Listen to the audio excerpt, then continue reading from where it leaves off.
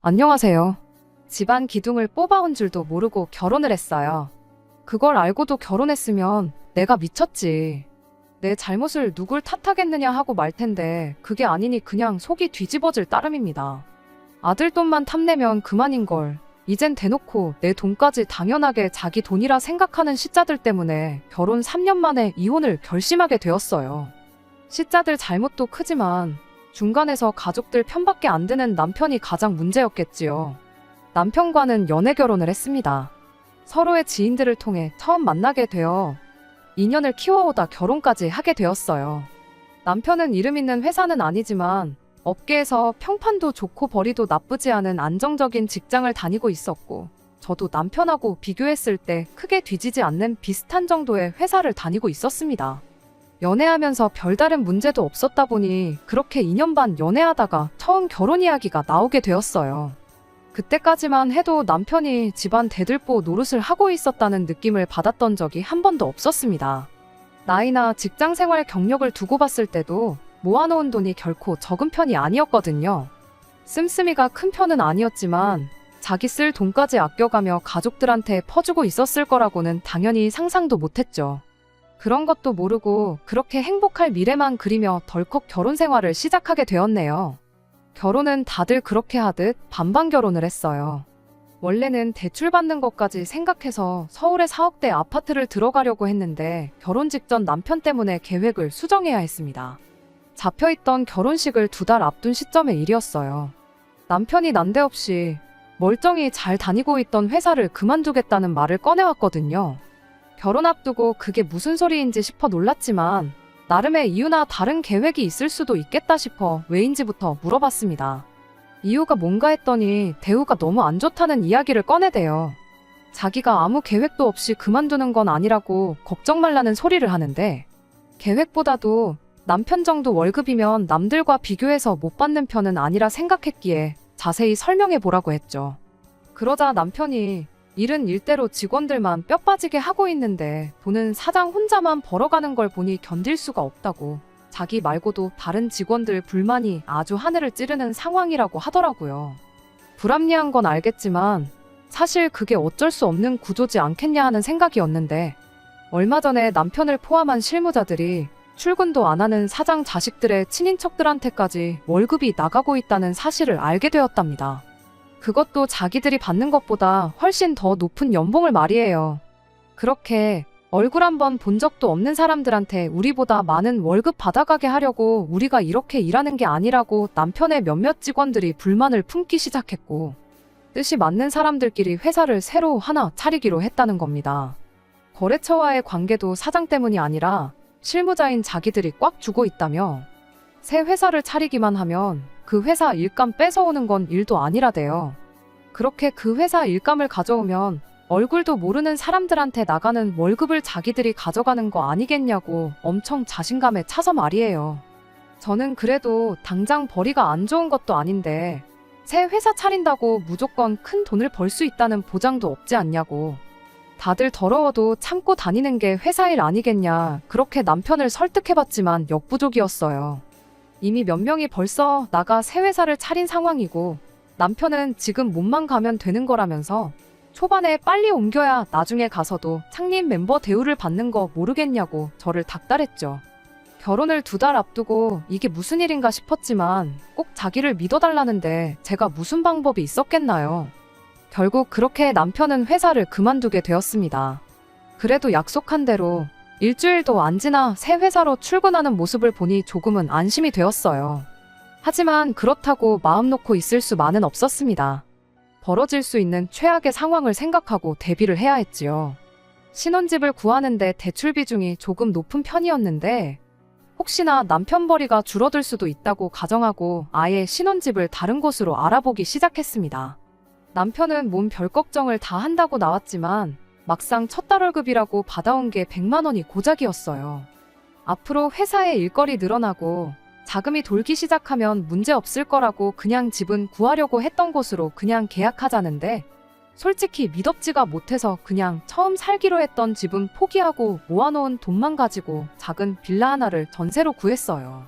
정작 결혼하고 나서도 월급은 별반 차이가 없었고 오히려 100만 원도 못 가져오는 달도 있었죠. 남편은 첫 술에 배가 부르겠냐며 태도를 바꿔왔고요. 무보수로 일하는 게 아니고 다 밀린 월급으로 적립되어 있다고 조만간 한 방에 받아올 테니까 갖고 싶은 거나 골라놓으라느니 별말을 다 하대요. 잘 풀릴 거라고, 이 걱정은 다 기우라고 저렇게 자신있게 말하는데 이미 결혼까지 한마당에 믿는 거 말고 제가 무슨 방법이 있었겠나요? 그런데 결혼하고 나서 하나씩 결혼 전에는 몰랐거나 아예 말조차도 하지 않은 사실들이 몇 가지 있다는 걸 알게 되었어요. 가장 큰 문제는 시댁 노후 문제였죠. 반반 결혼이고 그런 걸 다 떠나서 남편이 안정적인 직장을 포기하고 새 회사를 나가는데도 결혼을 결심할 수 있었던 건 양가 부모님 노후 문제가 다 끝나 있던 상황이었기 때문입니다. 엄밀히 말하면 시부모님이 노후를 대비해 모아놓은 돈이 아예 없던 건 아니었어요. 오히려 공무원 연금과 아버지 퇴직금으로 새로 장사나 투자나 최소한의 수입을 위해 무엇이라도 시작해야 했던 저희 집과 비교해서 순수하게 현금만 따지고 보면 시댁이 훨씬 많았습니다. 그런데 그게 사실은 없는 돈이나 마찬가지였어요. 왜 때문이냐면 바로 신우의 존재였습니다. 남편 아래로 1살 아래의 신우가 있어요. 저보다도 나이가 많은 손아래 신우죠. 서열이나 그런 걸 다 떠나서 신우가 저한테 어른 대접을 받고 싶어 한다면 충분히 그럴 의향도 있었습니다. 다만 문제는 신우가 존중이라고는 눈꼽만치도 해주지 못할 만큼 나이값을 못하는 사람이라는 사실이었어요. 시부모님이 가지고 있던 노후 자금이 알고 보니 신우한테 들어가고 있었다는 걸 결혼하고도 한참이 지나서야 알게 되었습니다. 그때까지도 신우가 정착을 못하고 이것저것 시도만 하고 있었거든요. 이걸 배운다, 저걸 해보겠다 하는 명목으로 이미 시부모님한테 뜯어간 돈이 상당했더라고요. 신우 딴에는 그걸 그냥 가져간 게 아니고 빌려간 거라고 말을 하긴 하는데 당장 무슨 수로 신우가 2억을 만들어서 시부모님한테 갚겠나요? 심지어 저희가 결혼했을 때도 신우는 뭐 따로 하는 거 하나 없었는데도 강남의 고층 오피스텔을 구해서 혼자 월세살이를 하고 있었어요. 일도 안 하는데 월세는 물론이고 생활비조차 스스로 조달을 못했기에 그 돈마저도 전부 시부모님 주머니에서 빠져나가게 되었던 거죠. 제가 시어머니였다면 그런 딸을 보면 속이 터질 텐데 신우가 앞으로 장차 사업을 하려면 큰 물에서 해야지 않겠냐며 강남 생활을 오히려 나서서 지원해 주신 분이 시어머니였습니다. 동네 장사 해봐야 그냥 최저시급 받고 알바하는 거랑 똑같다나 뭐라나 하는데 그걸 듣고 있자니 참 답도 없더라고요.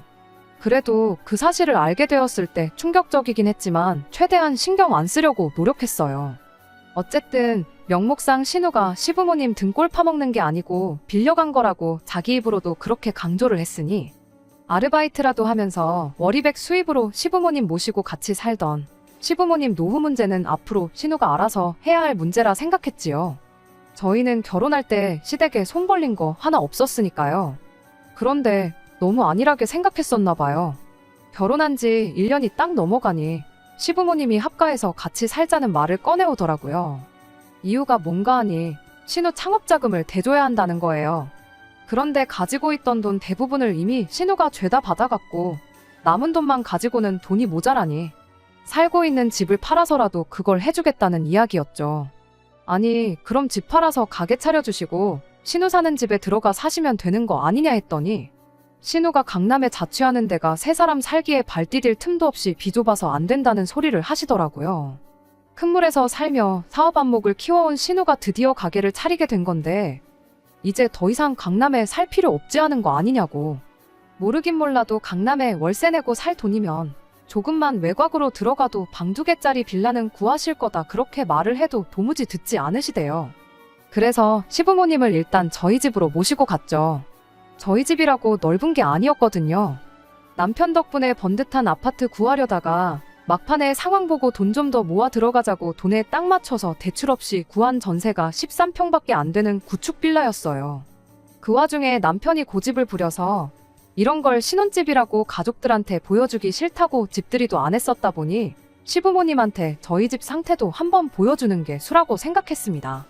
그렇게 저희 집에 모시고 갔더니 시부모님도 이 집은 아니다 싶었는지 뭘 멀쩡히 직장 생활하는 것들이 이런 코딱지만도 못한 집을 신혼집이라고 구했느냐고 뭐라 하시더라고요.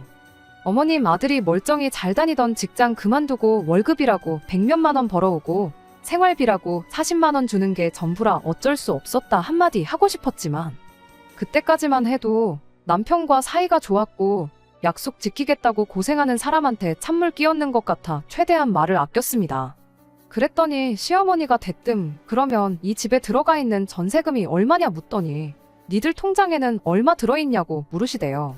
그런 건 왜 궁금하시냐고 따져묻기도 전에 옆에 있던 남편이 전세로 얼마 들어가 있고 결혼할 때 돈이 얼마나 남았고 그 후로 한 2천은 모으지 않았겠냐 하고 대답을 하는 겁니다.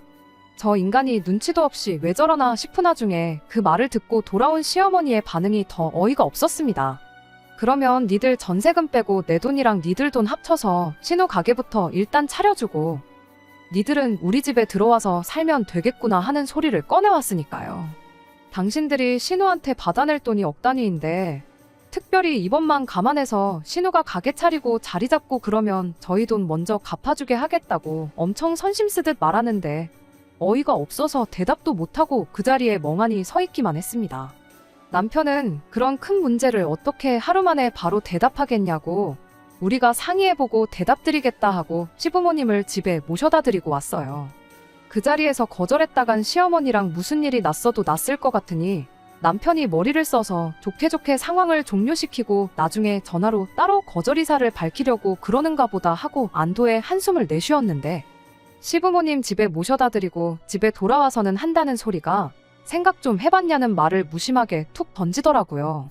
그때까지만 해도 남편이 농담하는 거라 생각하고 뭘 그게 생각까지 해볼 일이냐고 그렇게 대답했더니 남편 표정이 밝아지더니 그럼 언제가 좋을까 하고 저한테 되묻더라고요.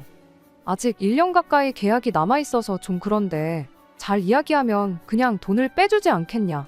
안 되면 한 돈 100만 정도 주고 일찍 빼달라고 하면 빼주지 않겠냐. 그딴 소리를 하는데 그때는 정말이지 남편과 사이가 좋고 남편 기분이 어떻고 저떻고를 떠나서 정신 나갔냐는 말이 절로 나오더군요. 남편은 이해를 못하겠다는 듯이 제게 되물었어요. 이 좁은 집에 어머니 아버지 모시고 넷이서 사는 것보다야 조금이나마 넓은 부모님 집에 우리가 들어가 사는 게 훨씬 나은 거 아니겠냐고. 이미 합가해서 같이 한 집에 사는 게 확정적인 것 마냥 말을 하더라고요.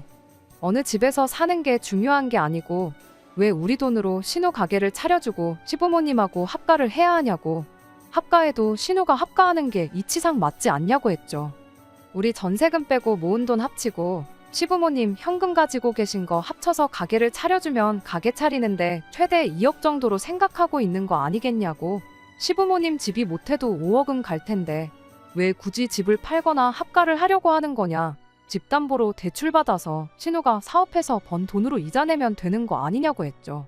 남편은 말이 쉽지 2억 이자가 누구 집 개 이름이냐고. 신우 성격에 사업해서 번 돈으로 원금이자 갚고 자기 손에 떨어지는 돈이 얼마 안 되면 금방 실증 나서 가게 안 한다고 할 거라 대답하더군요. 그러니 동생이 하루라도 빨리 자리를 잡는 게 우리한테 제일 이득이라면서요.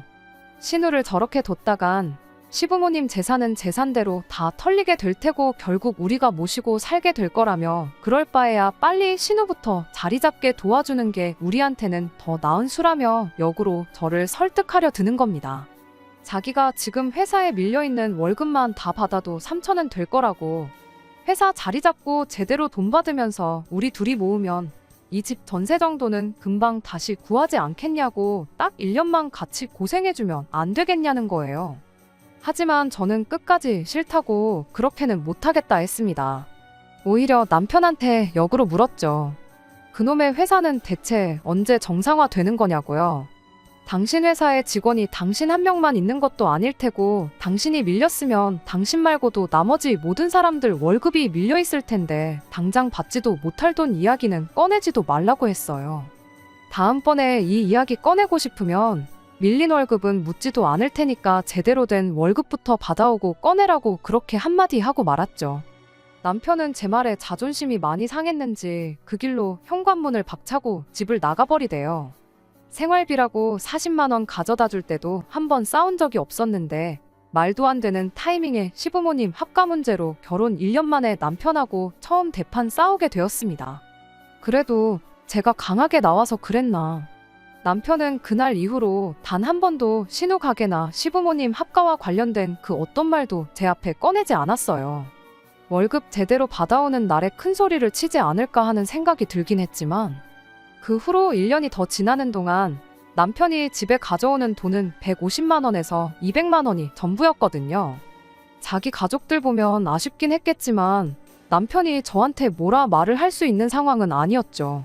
아무튼 남편 벌이가 나아질 기색을 보이지 않다 보니 이후로 남편과 그걸 이유로 몇 번 다투기도 했습니다.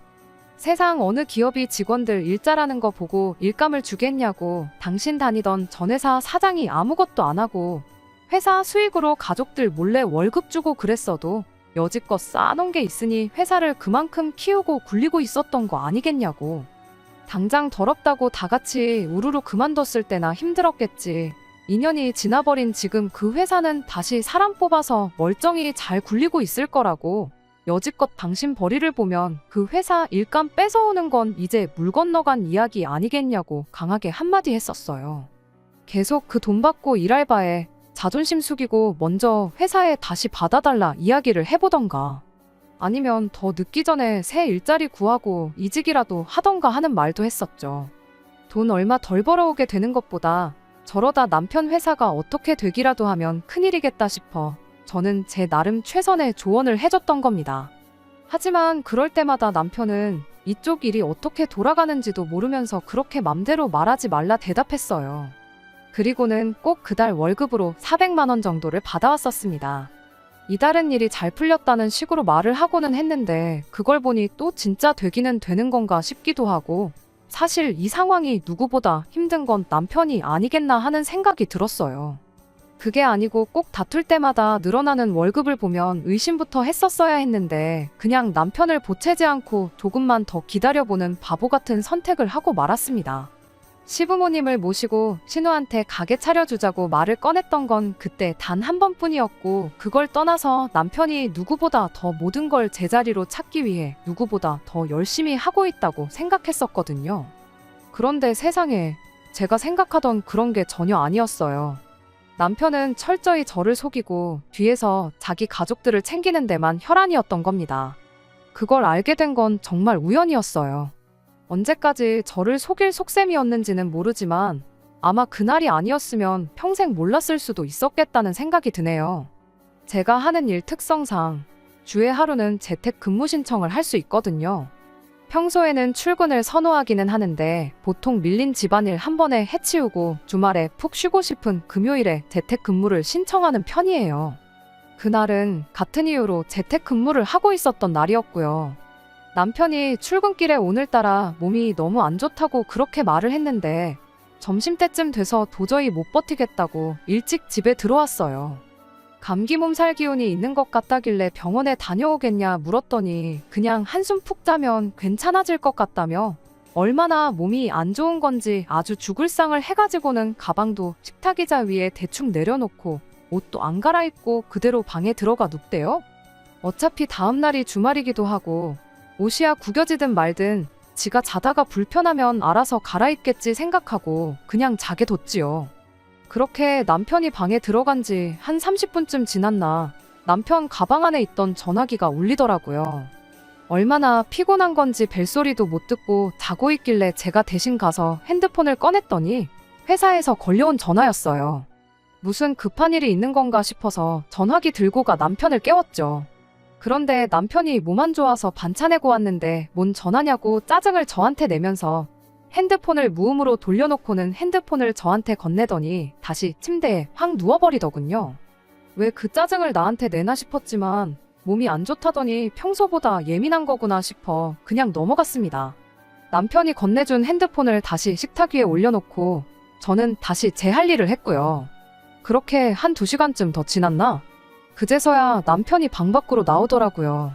여전히 죽상을 하고 있는 게 몸이 아직도 안 좋은 것처럼 보여서 병원을 다녀오던가 약국에서 약을 지어오던가 하라고 했죠.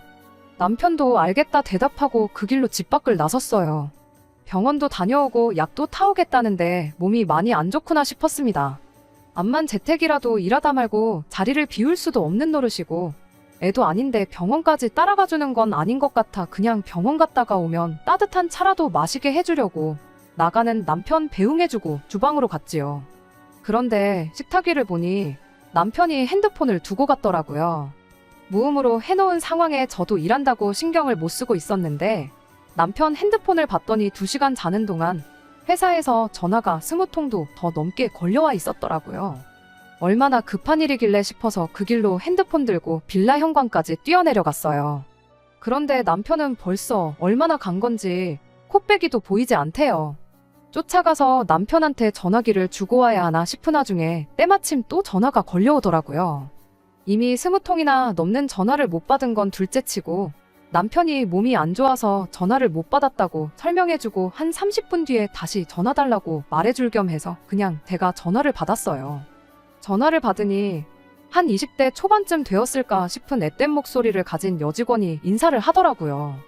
그리고 그 여직원이 차라리 나 몰래 바람을 피고 있었다면 나았겠다 싶을 만큼 말도 안 되는 사실을 전해왔어요.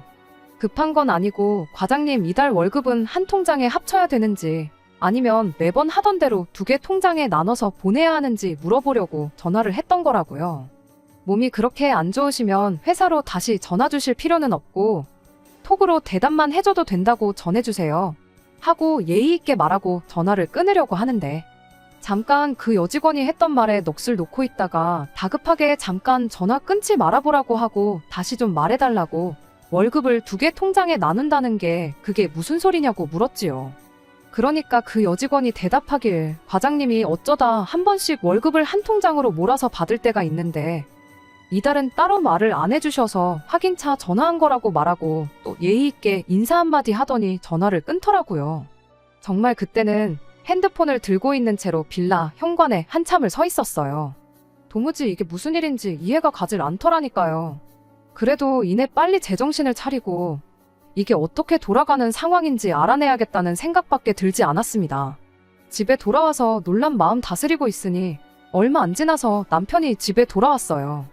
오자마자 핸드폰을 찾아대게 하면 안 될 것 같아서 괜찮냐고 있는 걱정 없는 걱정 다 해주면서 정신을 쏙 빼놓은 다음 아플 때는 약 먹고 푹 자는 게 최고라고 그 길로 밥을 챙겨줬죠. 남편이 밥 먹는 동안도 묻고 싶은 말이 수만 가지였지만 잡아떼면 그만인 거 아니겠나 싶어서 그냥 핸드폰은 신경도 못 쓰게 또 있는 걱정 없는 걱정 세상에 이런 현모양처가 둘도 없겠다 싶을 만큼 남편을 챙겨줬죠. 아픈데 죽도 안 끓여주고 밥이 뭐냐고 툴툴대면서 농담이나 하고 자빠진 남편을 보고 있자니 끓어오르는 화를 어떻게 참아내야 싶더라고요. 남편이 마지막 숟가락을 뜨는 순간 그 길로 손수 약봉투도 뜯어서 입에 넣어줬어요. 아니나 다를까 남편이 배도 부르고 약도 먹었으니 한숨 더 자야겠다고 아무 의심도 없이 방으로 들어가더라고요. 병원에서도 약을 세게 지어준 건지 한 30분 지나서 방에 들어가 근처에서 얼쩡대는데도 남편이 잠에서 깨지 않길래 때는 이때다 싶어 남편 폰으로 은행 앱을 켜서 자고 있는 남편 손가락으로 지문인증까지 풀어버리고 살금살금 식탁 의자에 앉아서 핸드폰을 뒤지기 시작했습니다. 역시나 제가 여지껏 모르고 살았던 계좌가 하나 더 있더군요. 잔액이 3만 원 정도 있었는데 차라리 저 몰래 만들어 놓은 비상금 통장이었으면 싶었지만 거래 내역을 켜자마자 바로 시어머니랑 신우 앞으로 얼마씩 보내놓은 기록 말고는 다른 기록 하나 없는 깔끔한 통장이었습니다. 매달 집에 가져오는 150만 원 월급은 우스울 만큼 더 큰 돈을 받아서 그걸 자기 가족들한테 퍼주고 있었던 거예요. 거래 내역을 쭉쭉 올려보니 거의 2년 가까이 그렇게 시댁에 퍼주고 있었다는 걸 알게 되었습니다. 그때 딱 알았죠.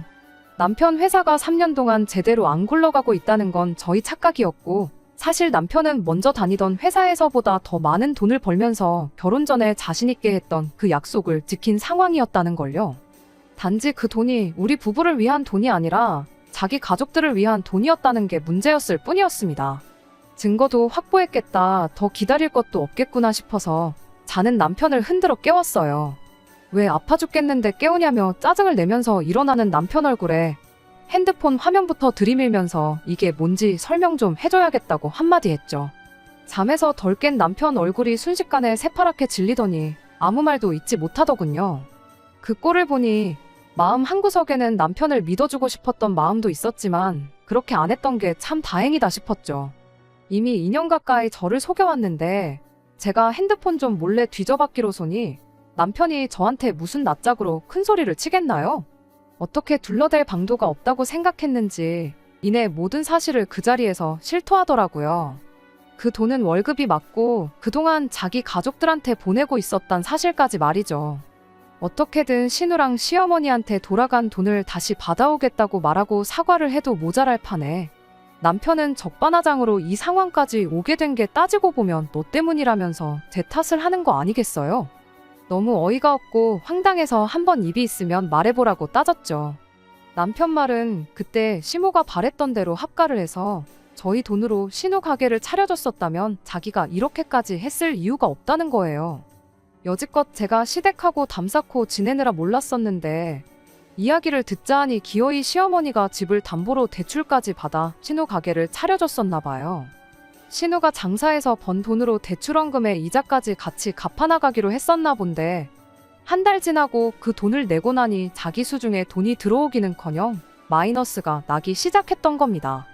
그리고 남편이 예상했던 대로 신우가 이 장사도 괜히 시작한 것 같다고 흥미를 잃어서 장사 시작한 지 3달도 안 돼서 가게를 접어야겠다느니 어쩌니 했다는 거예요.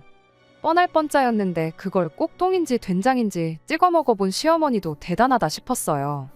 여지껏 헛돈 쓰고 실패밖에 안 한 신우가 가게 차려준다고 해서 떼돈이라도 벌 거라 생각했던 걸까요? 아무튼 시모는 시모대로 이번에는 그냥 넘어갈 수 없다 생각했던 건지 복장이 있는 대로 다 터져가지고 당장 딸년이 노후 자금은 물론이고 집담보까지 잡아 대출까지 받아 홀랑 털어갔는데 돈을 갚기는커녕 오히려 손해만 내고 있었으니 집에 아주 난리가 났었던가 봐요.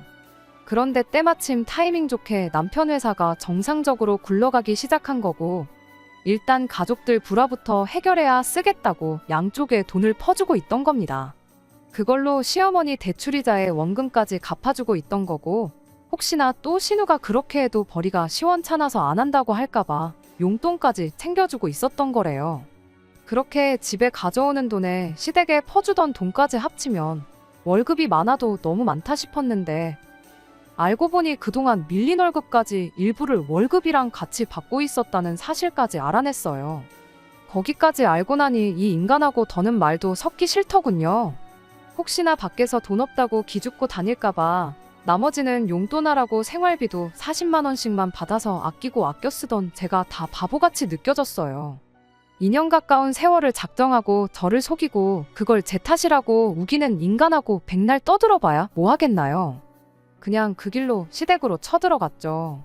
솔직히 그때는 제가 무슨 생각을 하고 있는 건지 저도 몰랐어요.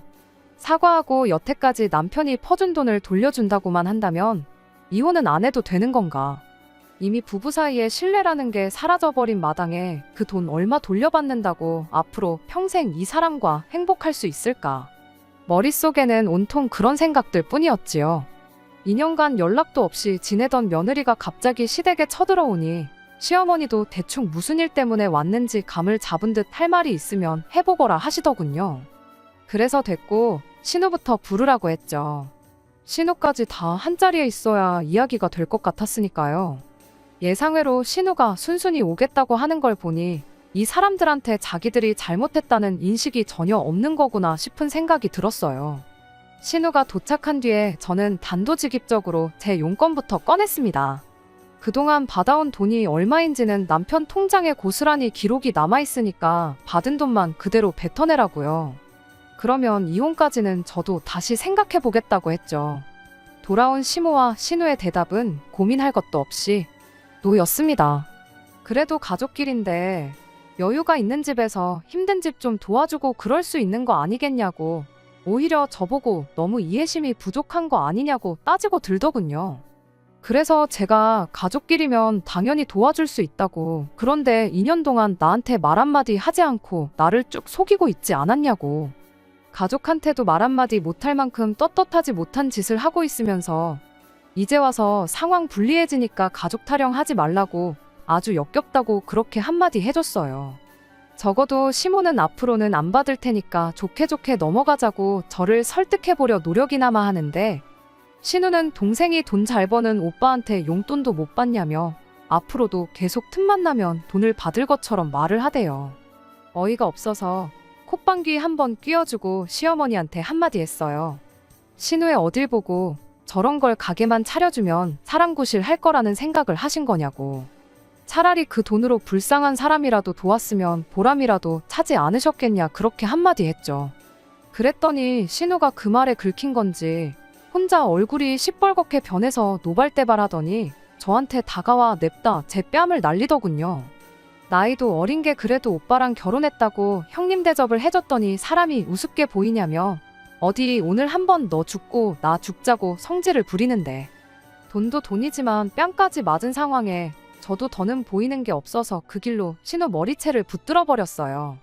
막상 귀싸대기까지 먼저 날려놓고 저한테 머리채를 붙들리니 어떻게든 빠져나가 보겠다고 허리를 숙이고는 꼼짝도 못한 채 이것 좀 놓으라고 소리만 고래고래 지르고 있더라고요.